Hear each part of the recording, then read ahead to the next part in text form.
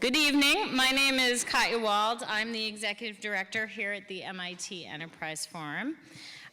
Welcome to our very first Innovation Series event of our 2019-2020 program year.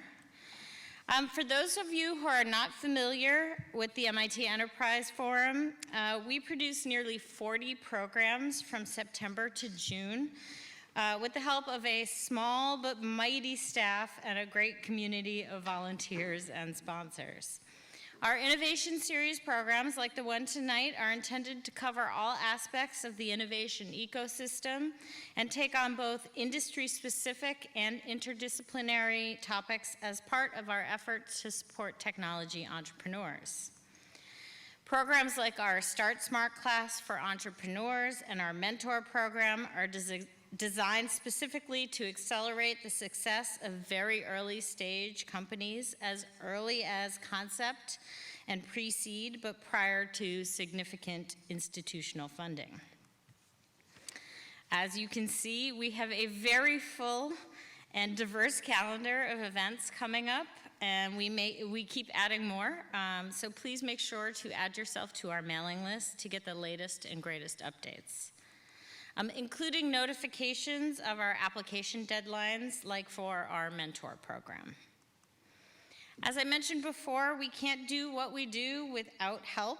Our annual gold sponsors, Witham, Caldwell IP, Chen PR, Hamilton Brooks Smith Reynolds, Morse, and Wolf Greenfield provide key financial support to help us do what we do best.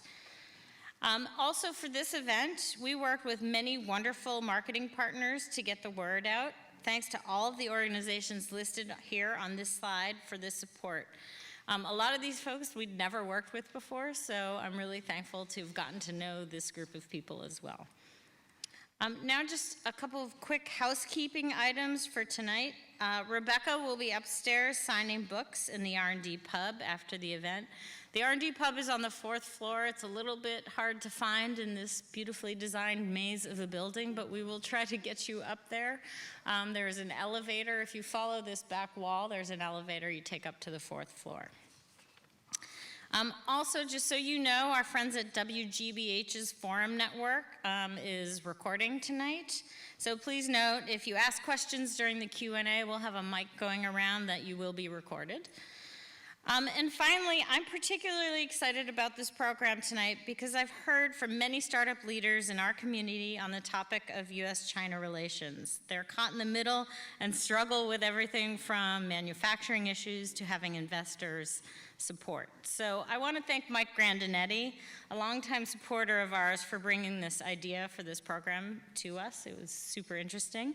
And with that, I'm going to have Mike kick it off. Thank you. Good evening, everybody, and welcome to MIT, and welcome to the Status Center and the iconic Frank Gehry designed building. It's great to see friends and business associates to join us tonight. And just building on what Katya just said, right? And this is a phrase attributed to Confucius, although it's not quite clear that it actually was something that he actually said, and it's actually not a blessing, but a curse, one of 3 curses. May you live in interesting times. And I don't think there is any question that when it comes to China-US relations, given what we're hearing on the news day in and day out, we are indeed living in probably unprecedented times in our lifetimes, okay? Certainly for the last 40 years. So the Chinese Communist Party was born in 1949, and they are about to celebrate the 70th anniversary of the creation of the party.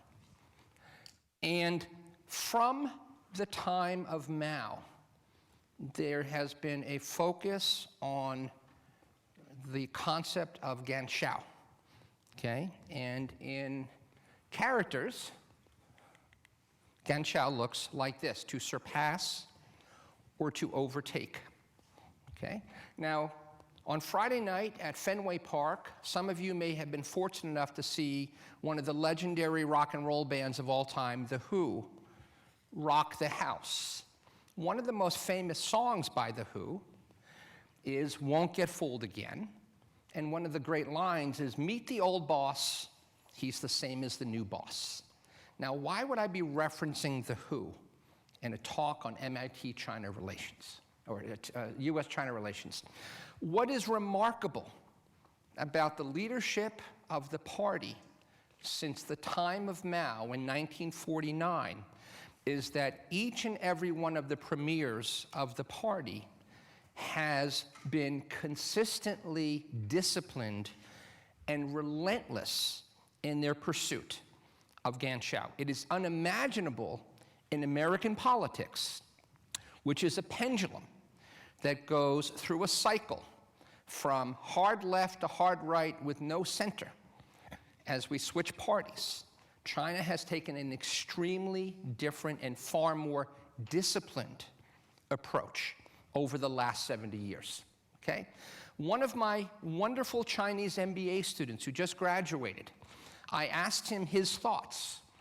In my opinion, we are developing this long-term strategy because we have suffered, and I'll paraphrase a little bit, throughout our history. All of us as Chinese were educated or were witness to the history of how we were left behind from the world, and it's one of the strongest motivations, okay? This is at the essence of what is driving China's ascendancy into becoming a global technological powerhouse, okay? And as we get here to the penultimate leader, Xi, okay, nothing is different. In fact, it's only been accelerated. China has always understood that technology would be a critical part of their ascendancy.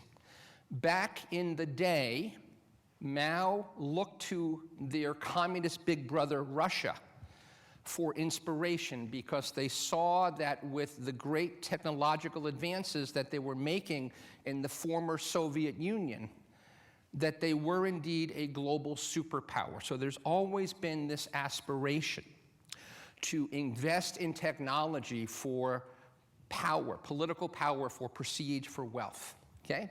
So as some of you are a little bit too young to remember this, but we were in a space race with Russia. And Russia beat us to the punch. In 1957, they launched their Sputnik satellite into space, and it was a shot across the bow, which ultimately led President John F. Kennedy to challenge the United States to head to the moon, okay? We are in a very different but also similar kind of race today with China, okay? Mao then talked about the Great Leap Forward, and he was quite ambitious. Okay, he was too ambitious, and he began to try to bring people from the farms into the city and to go from an agrarian economy to an economy of manufacturing, but they weren't quite ready to do it. And it turned out to be a disastrous, catastrophic policy, a policy that led to massive starvation and the death of tens of millions of Chinese citizens. Okay? His deputy, Zhou Enlai, his protege, eventually became premier, and he continued the concept of Ganqiao.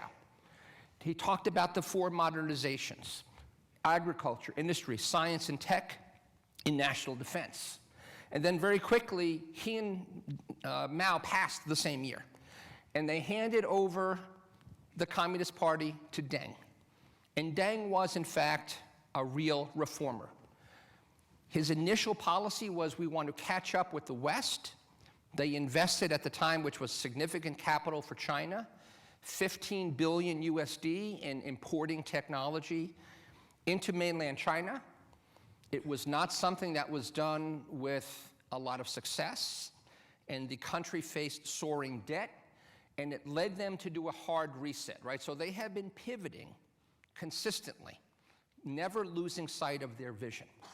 And this led to market reforms, a national industrial policy, similar to Japanese industrial policy that led to their ascendance as a great manufacturing power in the 1970s and the 1980s under MIDI, and ultimately the opening of the market, okay? And here, obviously, for those of you who may not recognize Jimmy Carter, I know we got a lot of younger folks in the room, you know, this was a big opening of the Chinese market, and not surprisingly, okay, American companies were seduced into this massive market opportunity.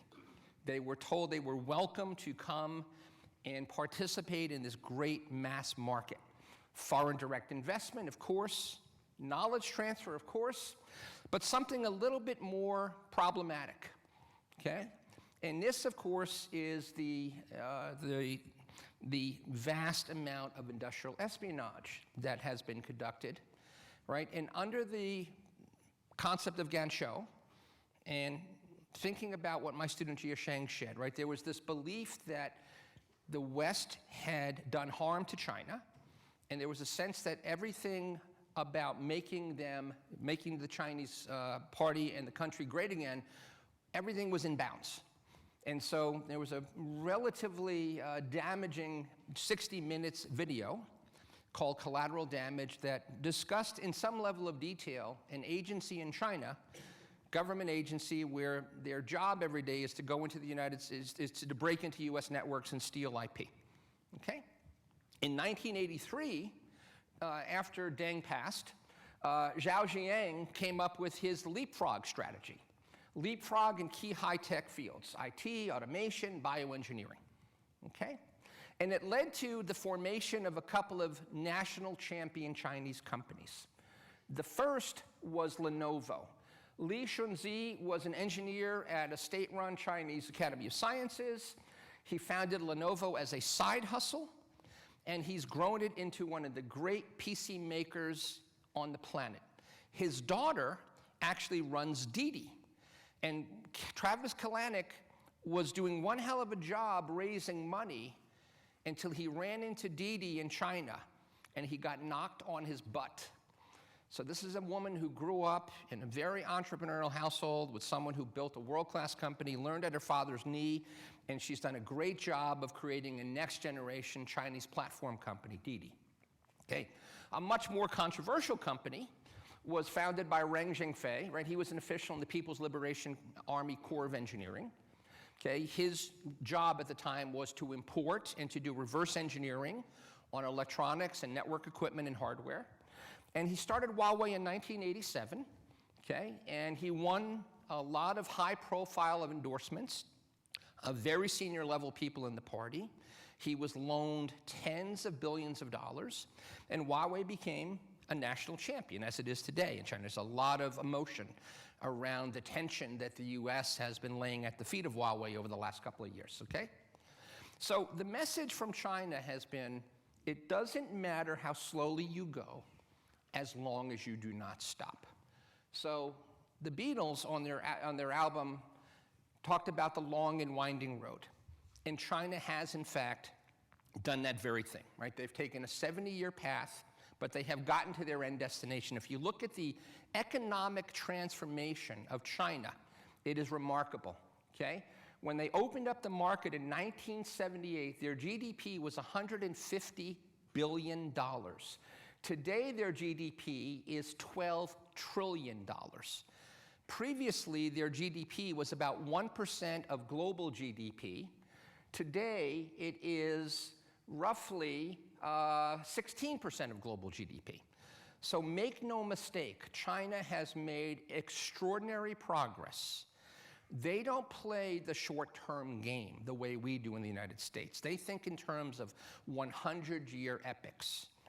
And they have succeeded in spades, okay? Recently, they opened up the STAR market. The STAR market is their NASDAQ. It opened up in July. They floated their first 25 companies on the STAR market. And so, you know, they are bringing things closer to home. About a year ago, The Economist wrote an extremely controversial article called Peak Valley, talking about has Silicon Valley hit its peak, okay? And there's a lot of arguments that it's have some real struggles and that obviously the cost of doing business, the cost of living in Silicon Valley is very tough, okay? Max Levchin was here not that long ago, and I asked him during a panel whether he thought that China would move past the US. And disappointingly, his message was not a chance, okay? And we can't afford to be naive, and we cannot afford to put our head in the sand. We are working against a country that is absolutely committed to superior technological leadership by 2030, okay? So Peak Valley shows that innovation everywhere is becoming harder. Even the great Alibaba has struggled, right? Outside of China, a lot of Chinese companies have struggled to establish market dominance in markets outside of their home country. It's been tough, okay? Huawei, of course, has not struggled. Huawei dominates the world of telecom, and they are undisputedly the leaders in 5G. Now, what's even more incredible, I don't know how many of you heard this, is that just a few days ago, Huawei's CEO offered to share their technology, their patents, their know-how with a Western company. Of course, not for free, as a way to assuage a lot of the concerns that have been laid at the feet of the company by Trump and his administration, okay? And so we are in a race. There is no question about it. I tell a lot of my students that today, when I teach my disruptive innovation class, I don't use US case studies anymore. I use Chinese case studies. I think Chinese companies are being incredibly innovative, okay? We have come a long, long way, and China is an absolutely world-class technological innovator, not just at the product level, but at the business model level as well. So Xi's vision for the future, national rejuvenation, an asymmetrical strategy to surpass the US, made in China 2025, AI superiority by 2030. And this is the last point I'll make.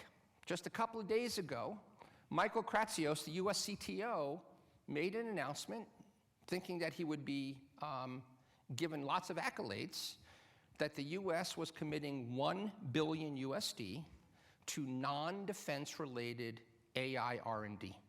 He got slapped. It was amazing how badly he got slapped, including Jackie Medecki, the director of Intel's US AI and Healthcare Policy Division, said something pretty dramatic, right?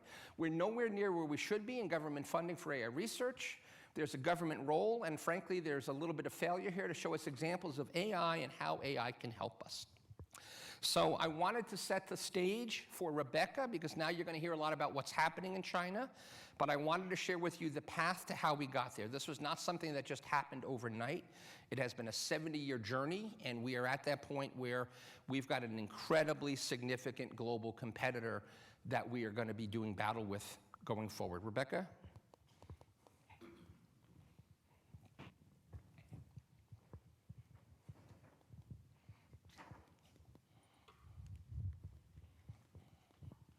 Thank you, Mike. That was a very excellent stage setter. I really appreciate it. And I hope that you'll be using some of the case studies from Tech Titans of China in your disruptive innovation classes. There's plenty of case studies in there. Many of the companies that I write about are profiled in depth in the new book. So I'm glad to be here today. Thank you so much, Mike, for helping to organize this, and the MIT Enterprise Forum and Tech Code and all the supporters. Thank you again for allowing us to come here today. I've been on quite a Boston journey the past few days on WBZ, on the Sunday morning review program, and today at WGBH on their public radio program. So hopefully you'll see those interviews as well. But I would like to give you a preview of the new book. I won't go into too much detail because I want you to read the book, actually. And please, if you feel strongly one way or another about the book, you could write a review on Amazon, and I welcome that.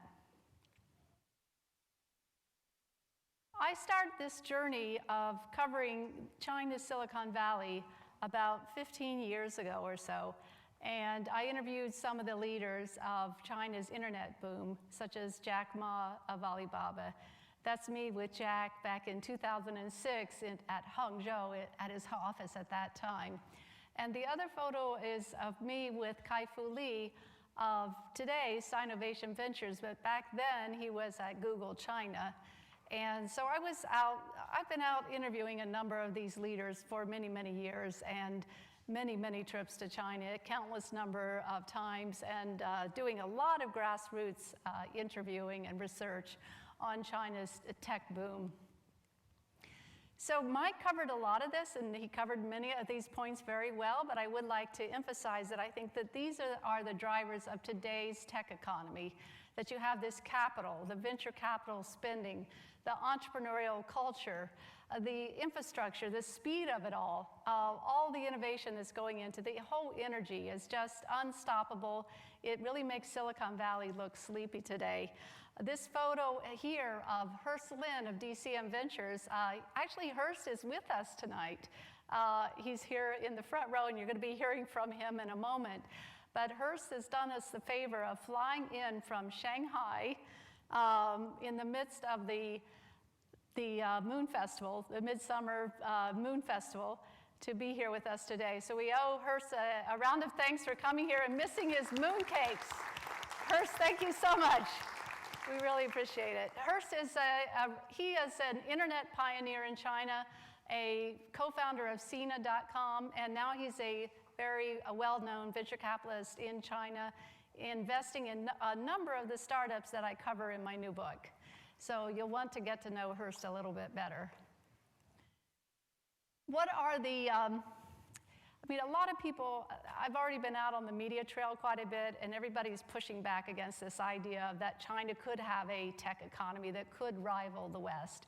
And so a lot of these points come up. Oh, they have an unfair advantage, it's unbalanced, they have censorship, our American companies never got in there to compete in the first place, they've just been copying us, they're stealing all of our stuff. But I would also argue that I think it's very tough to compete with the Chinese tech titans. They are ferocious competitors. And Mike mentioned Uber versus Didi. Well, Uber gave up, after spending hundreds of millions of dollars fighting Didi, the local rival in Beijing, and they just couldn't match it. And so basically what happened is Uber sold out to Didi. Their investors called it a home run because they made money, because they sold, right? They sold shares, but Uber basically has given up. Now the same thing is very interesting is that the same thing has happened in Southeast Asia, where Uber is competing there as well. So if you look at eBay and Amazon, eBay failed against Alibaba and Taobao. The Taobao was just a ferocious competitor. Same thing with Google and Baidu, same thing with LinkedIn and WeChat. LinkedIn really should have had this whole WeChat messaging system, but it's gone to a Chinese innovator to do this. And I think WeChat, it's already 1 billion users in China. It could go global eventually. Who are some of the tech titans that have emerged from this entrepreneurial boom in China? I profiled the first generation. The first generation was Baidu, Alibaba, and Tencent. This is Robin Li on the left-hand side here from Baidu, co-founder of, or actually the founder of Baidu. In the middle is Zhou Zai of Alibaba. He's the fellow who set up the whole financial and legal structure for Alibaba. And he's still there today as executive chairman. And then the third, I'd like to point out that some of these original Baidu, Alibaba, Tencent, they've transitioned, they're trying to go into new fields. So Baidu is a tech titan in search, but they're also trying to become a tech titan in artificial intelligence and autonomous driving as well. Some of the trends that have resulted from this entrepreneurial boom in China is that originally there was a lot of copying. Everything was copied from the West. Facebook was copied, Amazon was copied, Google was copied, Yahoo was copied. All of this copying was going on. And this was being led by Chinese entrepreneurs who had their education in the West and their career experience in the West, and then they returned home to China as it was opening up and created these look-alike companies. But today, what I've been witnessing over the past 5 years or so is that China is becoming an innovator. China is really digging in and has a lot of confidence in its own entrepreneurial abilities, and they're beginning to create their own ideas and their own business models. And what's happening today is that some of these ideas are being picked up by the West. For instance, the 15-second video app from ByteDance called TikTok. Facebook has copied it. Facebook also has copied WeChat's private messaging system. And I think we're seeing other signs of this happening as well. The new generation is all about the TMD plus X plus plus, I would have to say. TMD stands for Toutiao, Meituan, Didi, and X. And I profile these companies in the book. Toutiao is the 15-second video app and news app. Meituan is a super app. Didi is ride-hailing like Uber. And X is Xiaomi for the Chinese smartphone maker that is considered kind of like an Apple of China. And I have a whole new chapter on all of these up-and-comers. Some of them have already gone public. Meituan went public last year in Hong Kong. And Didi has not gone public yet. Toutiao also, Meituan and Xiaomi went public last year on Hong Kong Stock Exchange. Many of these companies have gone public in New York, actually. In fact, last year there were 32 Chinese companies that went public in New York. This year we've still seen quite a few happening, but we're also seeing some of them start to go to China and more go to Hong Kong as well. In my book, I point out a number of the indicators for China's tech advances, and this slide will show you what's been happening on the patent applications. And you can see that China today is second in the world for patent filings. These are patent filings to the World Intellectual Property Organization. China has a very good share of those filings right next to the US and has caught up to the US very rapidly. And it could surpass the US if the current trends continue. So this is one of those leading indicators. And interestingly enough, Huawei is the top filer for patent applications, so you can see that as well when you dig into these world intellectual property stats, as I do in the book.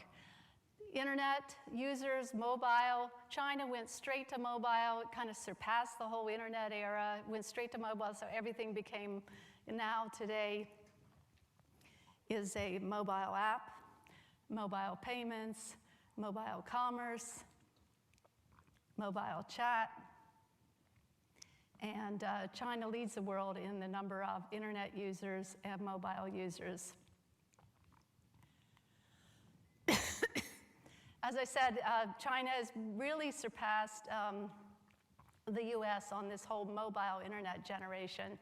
And sorry, let me get some water here.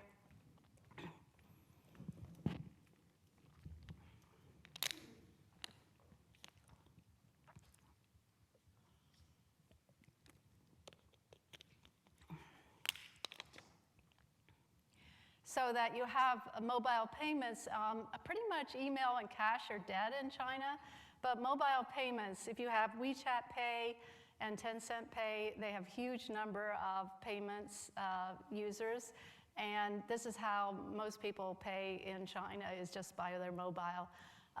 And mobile is just pervasive, people on their smartphones all the time.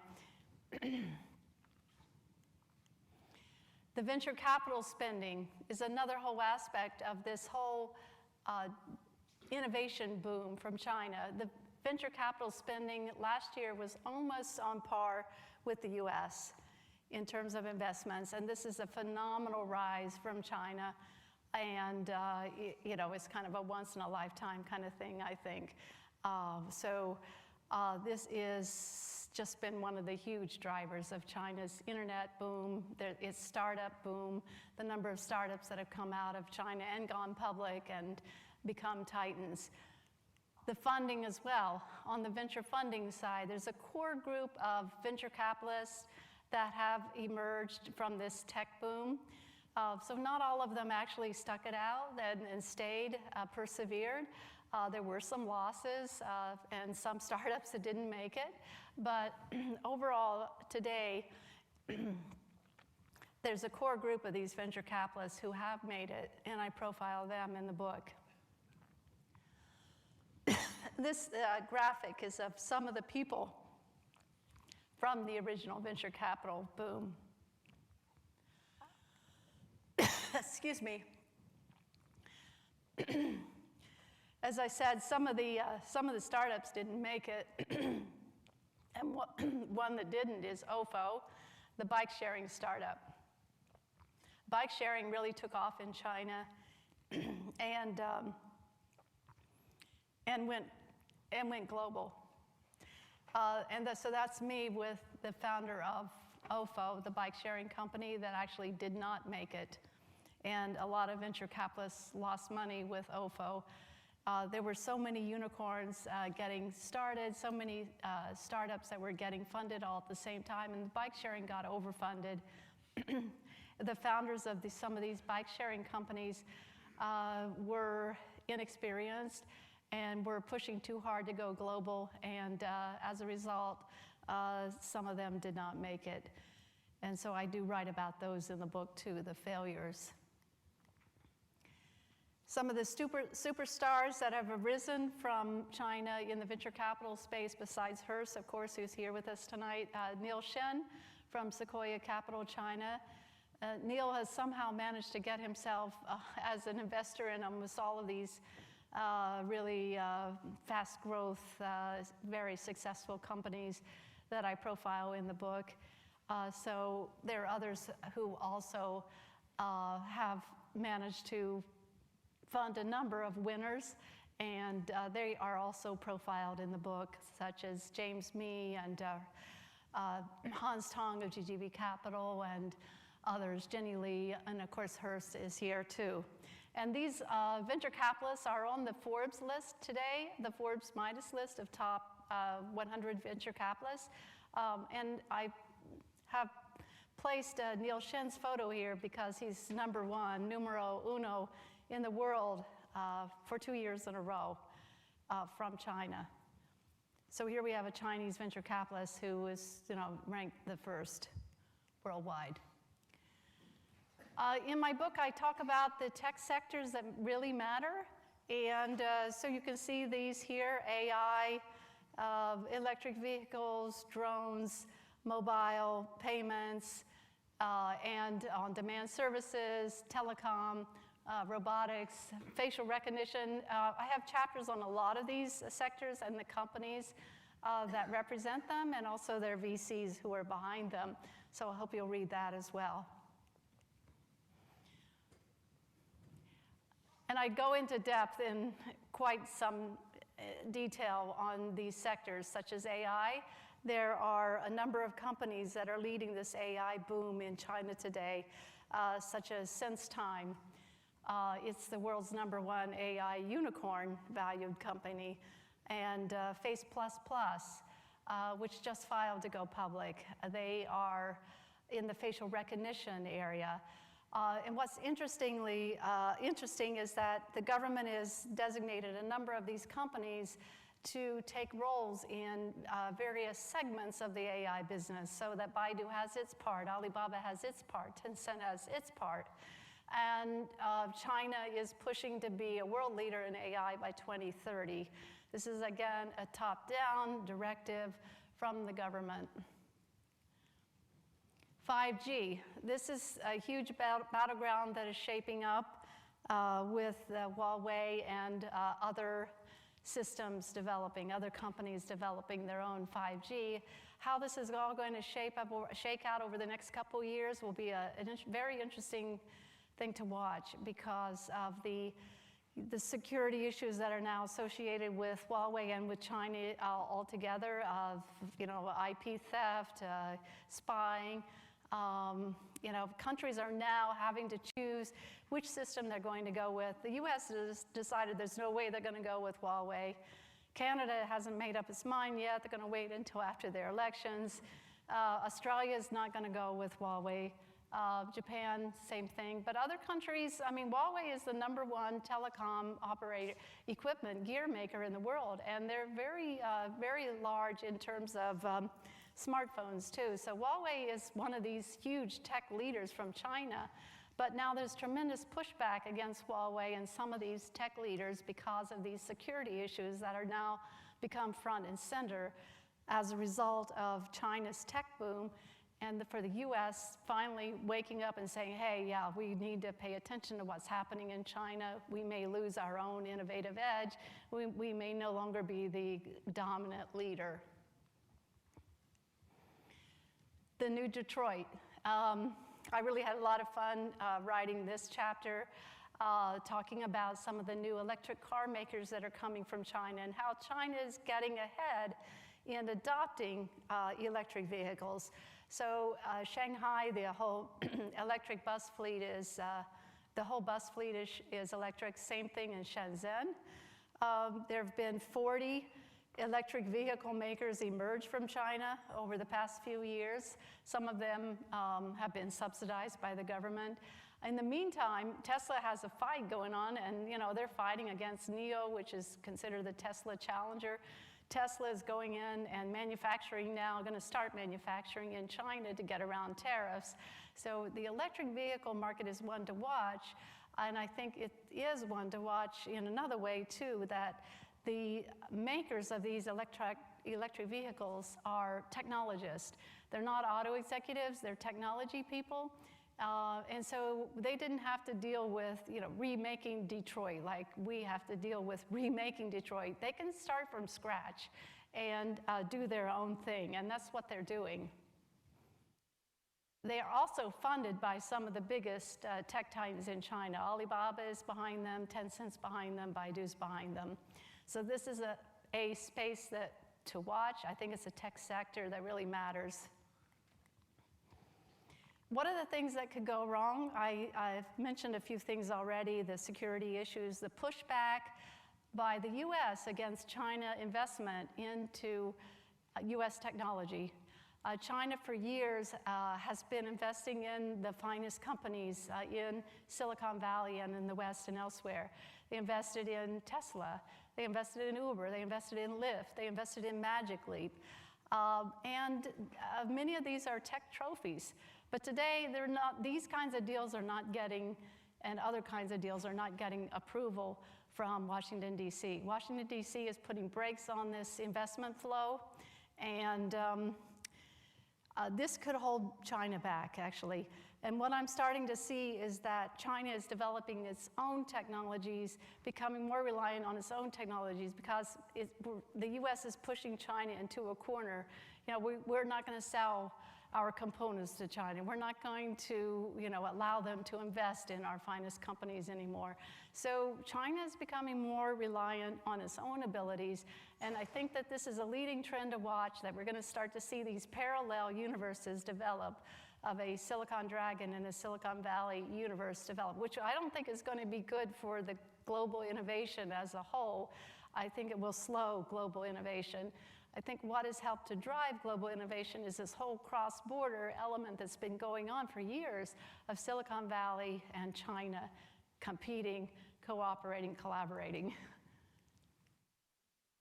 This chart will show you what's happened as a result of this crackdown. And this is also in the book, a dramatic decline of investment from China into the US. And these are high-profile deals that are getting squashed. For instance, Alibaba tried to buy MoneyGram, that was squashed. So what are these companies doing? What are these Chinese tech companies doing now? Well, they're pivoting. They're pivoting to Southeast Asia, and I'm seeing a lot of this happening. And I'm seeing the venture capitalists also pivoting to Southeast Asia. So look, China is looking for the next horizon, and it's not just Southeast Asia. I should also point out that they are investing in Israel as well. They're capitalizing startups, they're capitalizing funds in Israel, and the Israelis are welcoming this capital because they want to get the Israeli startups into the Chinese market. So this kind of collaboration, cooperation between Silicon Valley and China, it's fading. And in its place is another dynamic that's emerging, which is the Southeast Asia, China, the new China opportunity, or the next China opportunity. I heard this term for the first time last week, and I really loved it.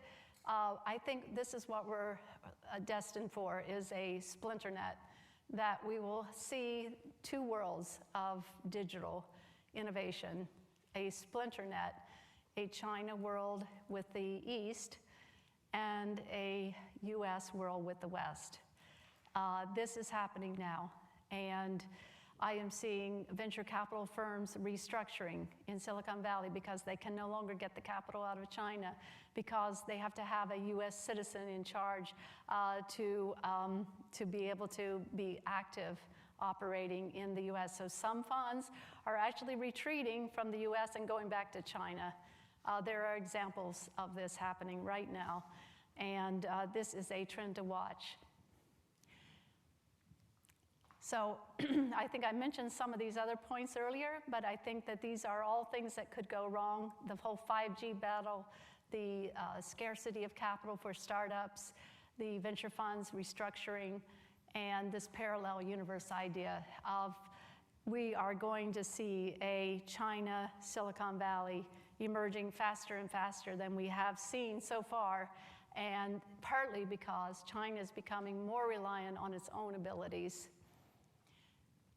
So I like to end with these quotes from these experts in the field, so it's not just me saying it, but people like Jerry Yang, people like David Chow, which is with Hearst's firm of DCM, people like Kai-Fu Lee, that China is really, really going to dominate these fields. And I think we're seeing this now. Some of these quotes are actually a few years old, but it is definitely happening now, and it will be happening in the future. And the US needs to be prepared. So if you'd like to follow a little bit more of this whole story, you can check out silicondragonventures.com, where we have our newsletter, our videos, and a number of my freelance articles for various magazines, including Harvard Business Review, which just published an article on one of these companies that I profile here in the book called Pinduoduo, which is in social commerce. But anyhow, I would like to bring up to the stage. Actually, Mike and I are not going to do a Q&A, and then Hearst. Okay, come on up, Mike. So we're going to sit at this table. Okay. Great. So great segue, Rebecca, in terms of the point you just raised, right? So yeah, I'll give you your water over here. Thank you. So in 2014, Harvard Business Review wrote a cover story that was titled, "Why Can't China Innovate?" And 5 years later, we're sitting here, just down the road. And of course, I think hopefully between the two of us, we've made a pretty strong case that China certainly not only can, but is innovating, and innovating relentlessly. Right. What did they miss? It's all about timing. Yeah. Okay. And speaking about timing, Silicon Dragon, when my first book came out, 2008, it was ahead of its time, and nobody believed that. And so I think that there was a lot of carryover from that. There's no way that China can innovate. It's just ridiculous to think that they can, and there's no examples of it. And so, but you really have to be there to see it happening. You have to have a grassroots perspective and go to the market. Yeah. Yeah, I mean, we should know with the number of Chinese that come over here to get educated at great institutions and come out of our R&D labs and spend time with some of our startups, that certainly they're bringing the know-how back home with them, absolutely. Yeah. So one of the things that we've talked about before, right, not only is there a unified national policy, right. Not only is there a massive amount of venture capital, there's a work ethic that is quite extraordinary. So there's this 996 culture, right? 996, 9 hours a day, 9 a.m. to 9 p.m., 12, 6 days a week, which you said is really more like 10-10-7 It is. culture. And Michael Moritz, the legendary managing partner of Sequoia, excoriated U.S. startups as being too lazy. But yet I know that there have been some Chinese entrepreneurs that have tried to resist this. Is there a chance of a backlash when people are working 13, 14 hours a day, 7 days a week? I mean, how does that play out over the long term? Because we're all human and we're all driven, but there's a point where the body breaks down. How does that work itself out? I think some of them, they just feed off that. Yeah. They feed off that whole entrepreneurial energy. And when you're caught up in it, it's hard to think about anything else. And look, I'll confess to being right there with them in some cases. In China too, if you don't just give it everything you have, you're going to be left behind. Yeah. Okay. You will be the next person will come up, they'll say, well, I'll do it then. You They'll know, hustle I'll you. beat you to that. I will beat you to that, and they will beat you to it very fast. Yeah, okay. So China, that's not the case in Silicon Valley, I don't think. Yeah. Silicon Valley, you have a luxury. You can have weekends. You can go out sailing or go out hiking on the weekends. But in China, you don't see that very often. And Jack Ma is a big proponent of this whole 996 entrepreneurial culture. Right. He's helping to make it a mainstream idea in China. Interesting. And then obviously the country has followed suit. Yes. So there's no doubt that the number of U.S. companies that have succeeded in China, you can literally count on one hand, right? I mean, it's been very, very difficult for the U.S. to compete there. Now, the Chinese have struggled outside of China, right? And obviously They that Wall have. Street Journal article Yeah. about Alibaba struggling in Vietnam. Why do you think there's been such a challenge? I know that Xiaomi has had some success. Huawei, of course, is a huge exception to the rule. They've been dominant, right? And if it wasn't for legislative actions and Right. sanctions, they would be in pretty much every country in the world. But if we push Right. aside Huawei, why has China struggled outside of the mainland? Well, it is interesting in that, and I don't think it's really widely known that China has really not been that successful in going global Right. until now. Yeah. And now we're starting to see this open up so that you see a company like, or a mobile app like TikTok go global. But other companies, Baidu has never really ventured out of China except for Japan, and they failed in Japan. Yeah. They failed in Japan. Alibaba is taking its model by buying into Southeast Asian companies, but they're not doing that here in the US. They are not acquiring and investing in e-commerce companies here in the US because we already have our dominant one. We Yeah. have Amazon. Right. But even though I would argue that Alibaba is more advanced than Amazon is in e-retailing and in some of the ideas that they have on delivery, I would say that Alibaba is not going to be foolish enough to come in here and try to compete with Amazon. Yeah, okay. I think the splinternet phrase is a great one, so I share your enthusiasm, and I want to kind of do a deep dive on that, on a couple of issues, right? So there's no question, right, and we're here in Boston, and although, you know, and we're on the MIT campus, we're on Kendall Square, the world's largest, most successful biotech cluster. And there's been a massive reduction in the amount of capital flowing into this economy.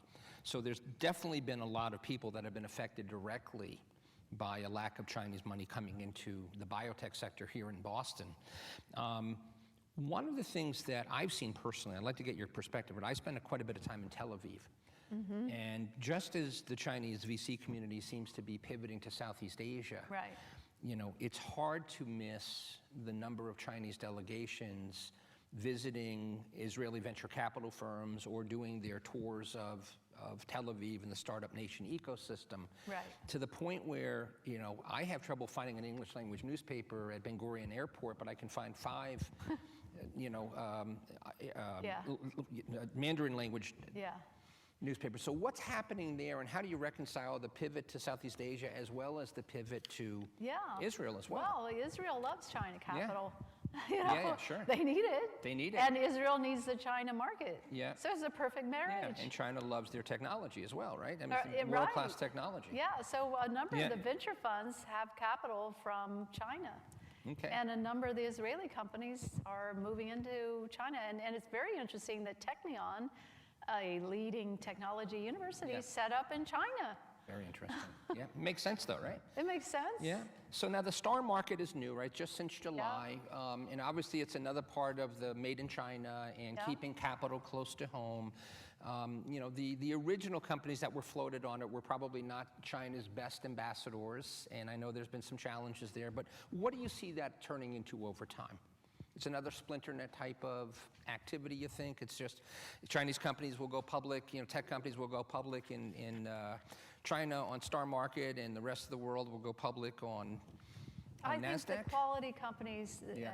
they want to go to NASDAQ and Okay. NYSE. It's a trophy. Yeah, okay. It's still a badge of honor. Yeah. And I don't see this Star Market replacing it Okay. anytime soon. Okay, so it's a baby step. But as the It's a Chinese have baby proven, step. they're willing to take many baby steps to get to where Yeah. they want to go. So 50 years from now, Maybe 50 it could years from it could be now. NASDAQ, but today But we it's... can ask Hurst Yeah, about what he and thinks I'd love of to the get his impact of the perspective star when you have market. him up here. Yeah. Yeah. Here So soon. Hong Kong, of course, has been an interesting place, right? Yeah. Hong Kong's been, and I'll just close with one or two last questions. Hong Kong, obviously a lot of unrest.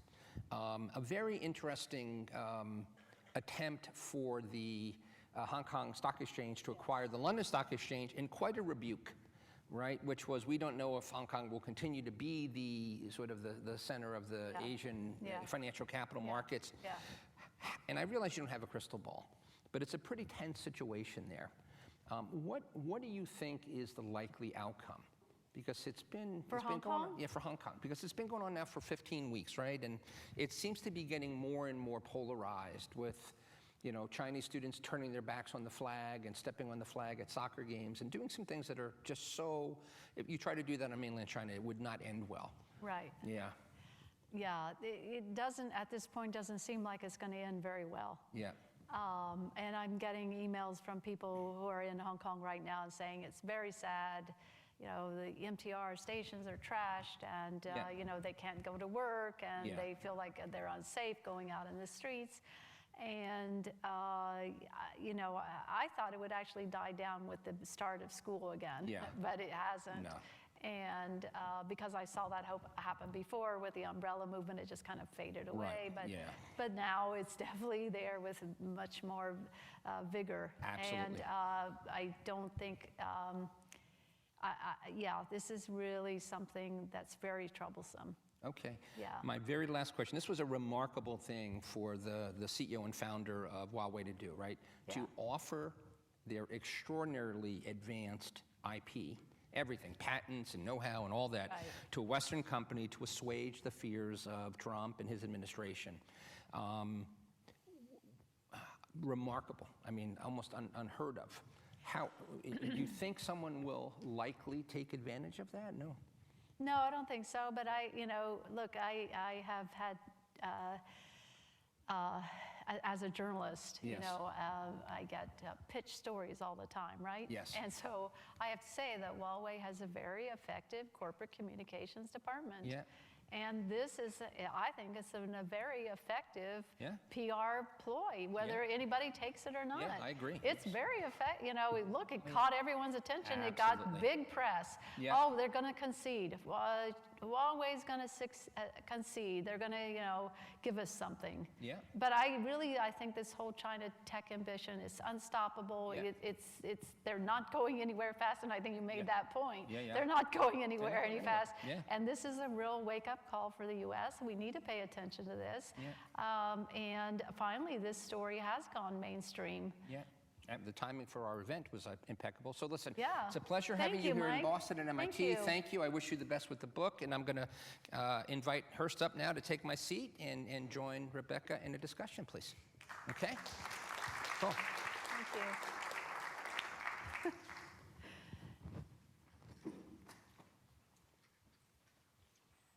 Okay. I've known Hurst for a long time, from almost the beginnings of DCM Ventures in Silicon Valley and Beijing and Shanghai. And Hurst is one of the original internet pioneers from China. And he has a great story to tell about that with co-founding Sina. But he also has a great story to tell about the kinds of companies that he's finding to finance in China and how he selects them and what he thinks that their prospects are. And I would like to hear from Hurst. Maybe you could give us a few examples of some of the recent investments that you made that I actually write about in the book, like Kuaishou, for instance. Okay. Yeah. Well, first of all, 大家好. You know, I think it's nice to be on MIT. I actually have never been in MIT. I've been to Harvard, you know, one of wannabe schools. But anyway. Okay, I think the media in the West tend to want to, because it gets more eyeballs, it gets more copies sold. I think media in the West always like to set it up so that there's always a competition, right? You know, it's like the NBA race. finals, the baseball finals, whatever. It's San Francisco versus, I don't know, Toronto. I don't know whatever, right? It's always going to be. I think it's just a lot more fun to read two finals competing for the championship, because I think if you don't do that, then you know what? No one reads it. So media is always looking, even though it's not true, they will still look at. And if I were the editor, I would tell my journalists, I would tell my editors, set it up. Otherwise, nobody would eat it. So that's what, you know, for those of you who come here, obviously want to know more about China.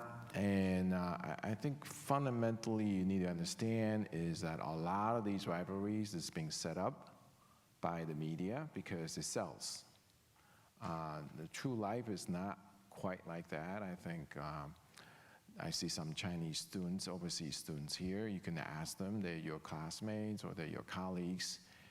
People who come from China to come to the United States to study, to actually to learn. Like, you know, if some of my entrepreneurs went to France to learn because they went to Germany to learn. Some of our entrepreneurs came back from Norway. So it's just basic human nature to want to go out and learn more than what they learned already in China. But I think it's politicians like to set it up. Professors like to set it up as well, because everybody wants competitions. Otherwise, people fall asleep, right? You fall asleep. So I think with that, as a background, because I think people in this room kind of, there's all these talk about China leapfrogging or how did China innovate and how did we miss it and all that. I don't think it's really that. I think the companies that I invested in, generally they're there because they are use cases in China that are not here in the United States. If they are use cases that already existed in the United States and happen to exist in China, then chances are you are not going to be able to innovate that much because someone's already did it. Why reinvent the wheel? So I think many of the innovators that you see up on the screen that Rebecca put up, I don't think they really have a technological edge per se. They just simply were there on the ground, like me, they're on the ground in Beijing, and I see things that are not being addressed, things that are unique to China.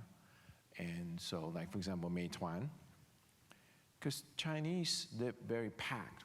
They're very packed together, so it's a lot easier to deliver food, right? If you want to take out, it's just a lot easier. If you live in my complex, everything, e-commerce and food I think the takeout is just the outgrowth of e-commerce. If you ever go into a building in China, talking about residential buildings, most of the residential buildings, unlike here in the United States, people live in houses.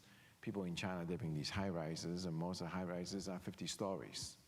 So you go into the elevator, and you usually see a delivery guy with a giant cart, like a big wheeler, and he just have boxes and boxes.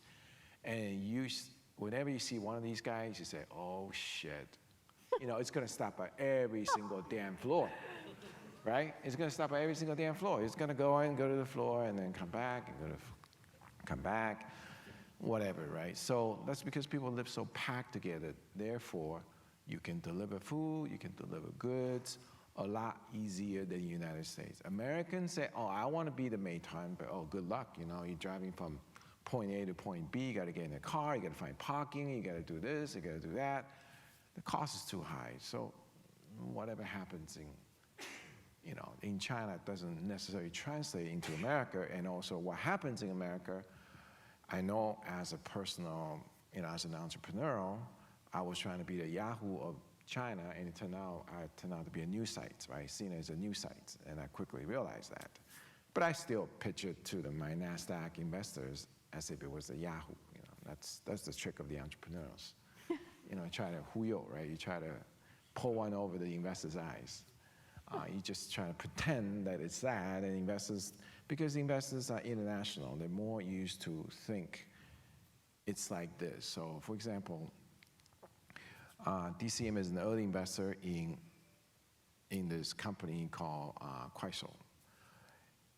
Fairly, I don't think you can say Kuaishou is the inventor of 8-second video or short video. I don't think you can say it is, but it is the one that made it a worldwide phenomenon, right? Kuaishou is the one. And how did it come about? It came about from the fact that most of the people who go to work in China take subways. So when you're on the damn subway, you're sitting there, you're so freaking bored, and everybody's packed, you know, there's like, everybody's like packed, okay, now, I got a phone, right? So, and the reception is not very good, so you're not exactly gonna watch Gone with the Wind on your phone, right? So, 8-second video. 8-second video is the quickest way, because even watching the video is an investment. It's your time. It's investment in your time. So I get on an airplane. You think I watch movies? No, I watch trailers. I spend the whole flight watching trailers because I just don't want to be committed to watching a single movie. So I just keep flipping through trailers. You know, I mean, before I know it, 2 hours gone. Like I'm flipping through every single trailer of the movies because I don't want to be committed to watching a single movie. That was the genesis of short video. Okay, because Americans go home, Americans drive. And they drive, they get home, and they got the big screen because it's there, right? So they turn it on and they say, what's on Netflix, right? So they watch it until they fall asleep. Or they watch the baseball until they fall asleep, whichever, right? So, but then when you're going to work, sometimes you get an hour commute on the train, sometimes you get 25 minutes, depending on whether they can have to transfer from line 1 to line 2, line 2 to line 10, whatever, you gotta do transfers. So you don't have that much, like a huge long block of time, and therefore you need short video. That's how short video is born. I think Kuaishou was there were other people who were doing kind of like Kuaishou. I mean, the whole idea originally started out actually back in America. It's called Vine. It was a company that was started by somebody, I don't know, maybe from Twitter, or maybe it was started by someone and got bought by Twitter, whatever. Because when Kuaishou, this idea came to me, and then I asked my US colleagues, I said, is there comparable in the US? And they said, yeah, there's a thing called Vine. I said, oh, shit. All right, so I went and looked at Vine, and I looked at Kuaishou. I think what Vine has done is basically is a very PC-driven kind of thing, because Americans, they drive to work, so their chances of using the phone, it just isn't as high as China. They go to work, and then they got the PC at their workstation, at their desk. They go home, they got the big screen, the TV on their, whatever, and if they're on weekend, they always have the PC in front of them, which is always better because it's a bigger screen, faster connections, and so on. They're not stuck in the subway, okay? So, when I looked at Vine and I looked at Kuaishou, I realized that Vine, because it was mostly on PC, it has more details. Whereas Kuaishou was taking advantage of the fact that at the time it started in roughly 2014, the smartphone was starting to populate in a lot of places in tier 3, tier 4 cities. And what happens if you live in tier 3, tier 4 cities of China, or tier 3, tier 4 cities I don't want to pick a state because I don't want to make it sound like I'm whatever. But anyway, if you're living in the boonies, right, what do? You got a lot of time on your hand, right? So that's what happened with the short videoing, Kuaishou, is that a lot of the young kids have a lot of time on their hand, and it was the first time they get their Xiaomi phone. Xiaomi phone costs only less than 100 USD, whereas iPhone costs like 500, so they can't afford iPhone. But they do get the Xiaomi, and it's got a video on it, and so they think it's fun, and they start recording themselves, and then they start recording other people. And they put it up. What Vine did, but didn't do, and what Kuaishou did that Vine didn't do is this. Vine kind of just record these videos, and it's short videos, but it doesn't do anything with it. It just put it up, and people kind of watch it. When you watch videos, and what would happen is everybody kind of just looking for quality. So what happened in any kind of video any kind of video site that's untreated, generally speaking, the best video gets watched the most often. And then down there it says, 1 million people have watched this video, and you're like freaking curious. Is it really 1 million people watch this video? And then so you will click on that instead of click on the one that says two people watched that, right? Because you're like, I want to see the best one. What Kuaishou did was, it knew that a lot of these videos were done by young people, very young, 14, 15, and that's who they were focusing on. They weren't focusing on older people who are college graduates, because they're too freaking busy with their life. They're working 996, right? Otherwise, their bosses be on their ass. So they don't have time to make videos. It's really the teenagers that have time to make video, but they make horrible videos. So what kind of horrible videos that people, who will watch horrible videos? Other teenagers, right?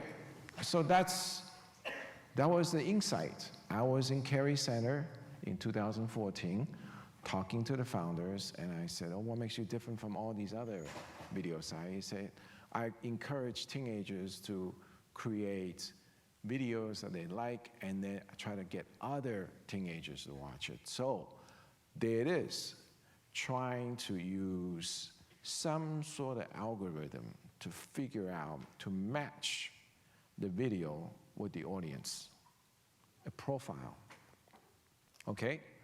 And once you match it up, what it means is that every single teenagers feel validated. They get validated. Because when you're a teenager, you want validation. You want people to give you 赞, which is in US is likes, right? They want to get likes. So, they did a video and they said, oh my God, I got 20 likes, right? And then another teenager comes along and saying, that kind of crappy video gets 20 likes? Man, I can do better than that. So they went and created another video, right? And then try to get, and then there's a competition for likes. And that's how the whole phenomenon of short videos started in China, and they spread like wildfire. When we invested in that company, there were 200,000 DAUs. In about 1 year, it went to 20 million DAUs. 20 million DAUs is like, holy shit. It's like, you got to talk about DAUs, daily active users. So that means you have to multiply by like 3 to get the total active users, right? Because people don't come back every day. So in 1 year, they went from 200,000 to 20 million. And subsequent to that, it went to 200 million DAUs.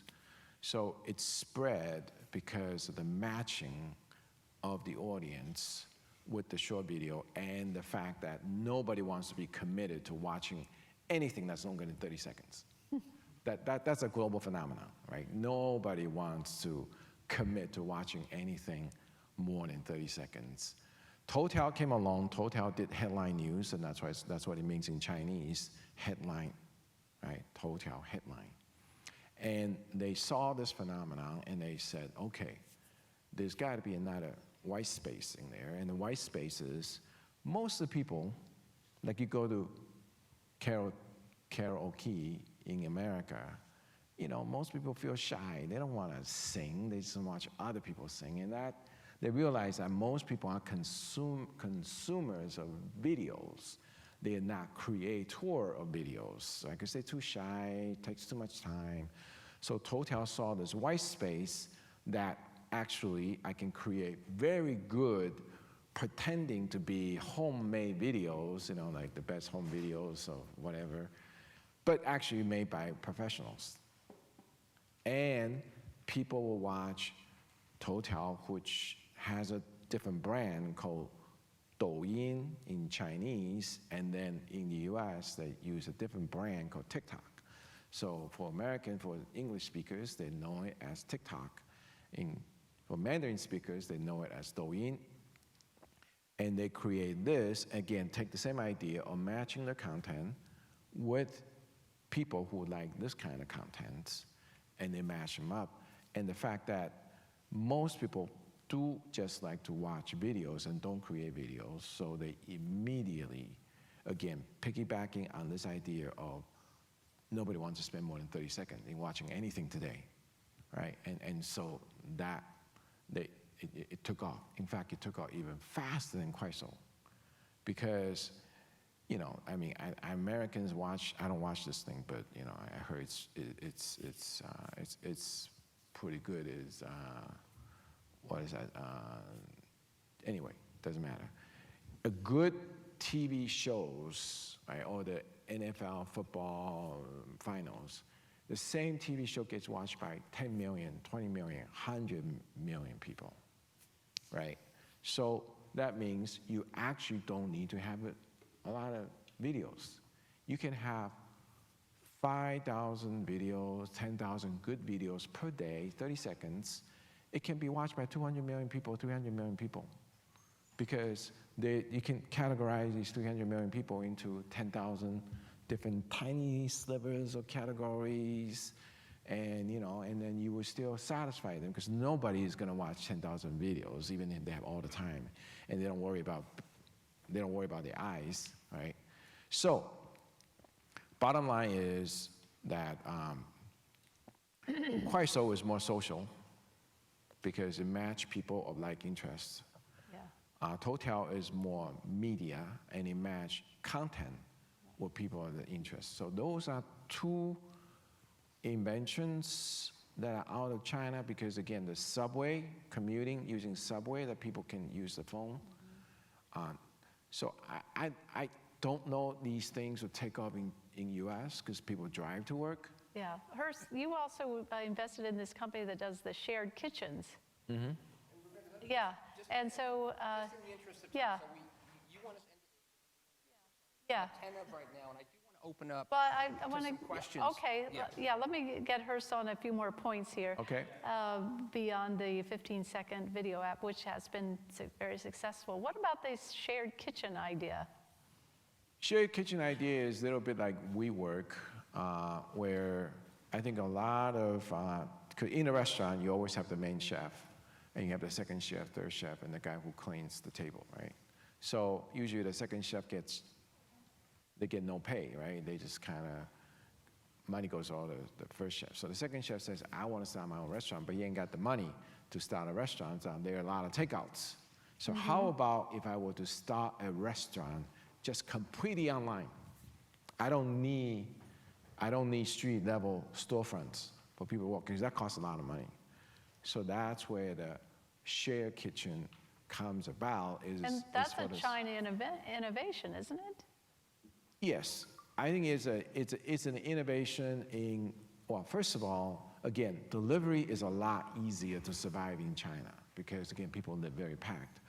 I don't know if that would work as well, except maybe Manhattan or maybe downtown Boston. I don't know how big that is, but you know, we gotta have a very packed areas for you to have food deliveries. Whereas in China, I don't know, whoever says that top 50 cities of China each has 3 million people, right? So something like that, or maybe that adds up to more than 1.5 billion, so that's wrong. Anyway, a lot of packed city centers, so therefore a lot of food deliveries, and a lot of second chef, third chef, or second cook, third cook wants to start their own restaurants, but they don't want to spend the money to have the storefronts. Right. So that's it. Okay. How many deals do you do every year? We don't do that much. We actually, one of the firms that sort of like would do 7, 8. Okay. And how many deals do you see per year? Oh, we see a lot. I mean, Like hundreds? Hundreds, or yeah, hundreds, at least 100. Me personally, I see many hundreds, but then I have people who work with me that they see up to, collectively will probably see up to basically most of the deals in China. And when you invest, what do you consider more important, the team or the idea? I think, you know, I mean, that's the usual thing, is so-called total market total addressable market, TAM. First of all, you think about the TAM, total addressable market, because some businesses are very good that you should do it yourself, but you shouldn't take money from VC because we're going to want our money back, right? So some businesses is very good, but it's small, and that's not good for VC. So we, first of all, look at the total market. And then secondly, we'll look at the use cases. The use case and the strategy. Chinese says, 天时地利人和. It's, opportunity, the landscape, meaning in my mind, I interpret it as strategy vis-a-vis all the other competitors. And 人和 is people, right? So team. As a VC, I can tell you the hardest part to kind of get your arms around it is the people. It is the people, because I'm not your brother, I'm not your mother, I'm not your father, I'm not your classmate, I hardly know you, and then I'm supposed to make a decision about you, about what you're gonna do in like the 2 weeks time that I know you, if that, right? It's almost impossible to do. Yeah. So I focus on the opportunity and the strategy of the firm. And then lastly, obviously, you take a bet on the person. Usually the person has to be, a little bit hungrier than others, right? They shouldn't be, and I don't want to offend anybody because I also finished my Stanford, so I'm already a loser, right?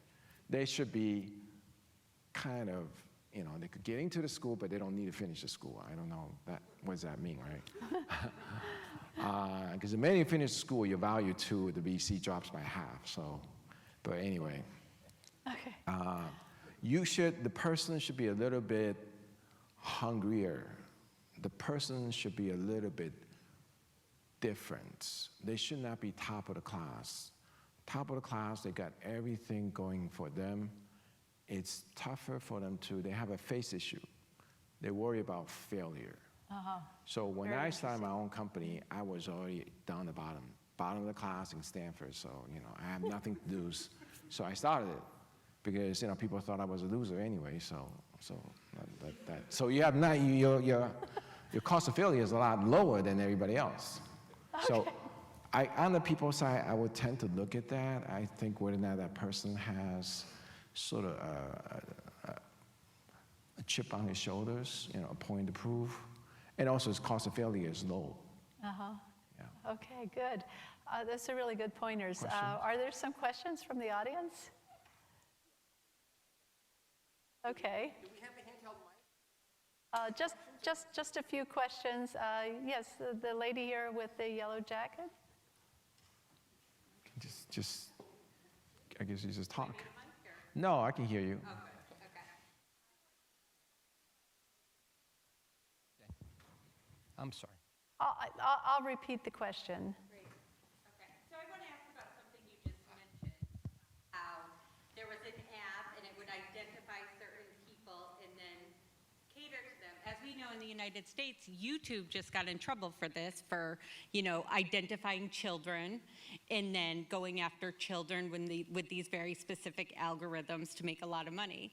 So what can we do as startups here in the United States when our government regulations are preventing us from doing similar things like TikTok and those other companies that are able to, because regulations are less stringent in China, they're allowed to identify children and market to children, where YouTube just got, I think the fine is 150 million or something like that for their algorithm that went after children.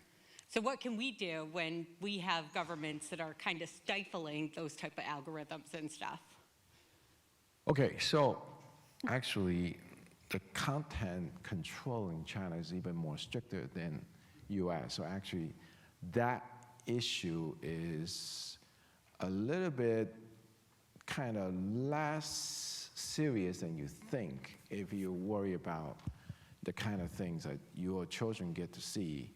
Actually, okay, how should I phrase this?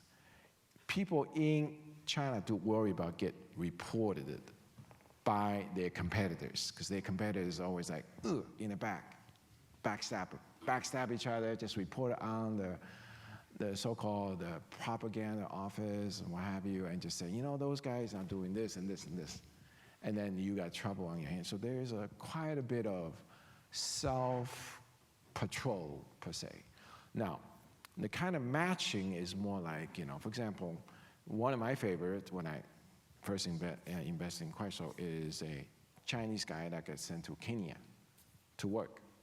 And he finishes work, he didn't go home, he stayed in Kenya, and he married a local African woman, and then he started teaching the local, his family, his in-laws, kids to speak Sichuanese and eat dan dan noodle. And I said, I love that. And then the program noticed I like that kind of thing, and he started showing other Chinese people who were in Africa, and they're doing all kind of stuff, funny stuff in Africa. So that's sort of like, you know, the kind of matching that they do. I think we have time for one last question. Oh, we've got this young woman here with the microphone, right? Oh, no, I'm just passing. Oh, you're helping, okay. So I guess there's a gentleman at the very top of the auditorium here. Oh, wow. Okay.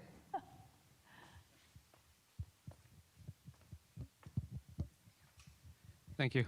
Quick question about the venture capital industry in China. So in the US, a VC basically work on what's called a 2 and 20 plan. So they take 2% fee from all the funds that are invested in them, and a 20% success fee from the profits that come with an exit. So basically in the United States, the VC will make 7-figure income no matter if they're right or wrong in a particular investment. Additionally, generally in a fund, the investor, the LP, is locked up for 10 years. So if the VC is not performing, they can't pull any money out for 10 years, which is very unique because all the other financial services industry, you need to perform in order for your investors to keep the money in the fund. Is that different in China? No, it's the same. You're screwed. So don't put money in VC. Not for you. Not for you, anyway.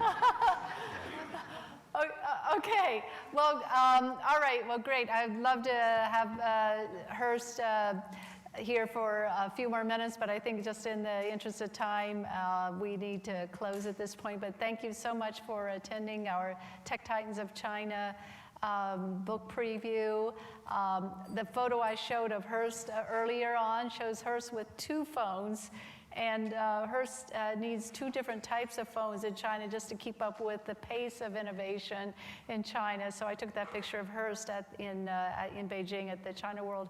And I just have to ask about your shirt. Yes. I love your shirt. I was just about to do the same. Oh, yeah, you want one? Can you tell us about your shirt? I know you want to. The one in the answer, well, you know, I mean, it's cold. I keep it. Right. No, I mean, I saw someone wear it. I said, I want one of those. I got it. It's an inverted Nike logo with the words, just don't. Yeah. So, Okay? Yeah, I want a picture of Yeah. Hurst and Mike and me up here with Hurst t-shirts. So let me just get a quick photo before we wrap. All right. Anyway, I want to thank all of you for taking time on your Monday evening to join us tonight. I hope that this was an informative event. And I know that as soon as we wrap up, Rebecca will be up signing books. Thank you so much for coming tonight. We appreciate it. Thank you. Okay. Okay. I get you two, and then somebody.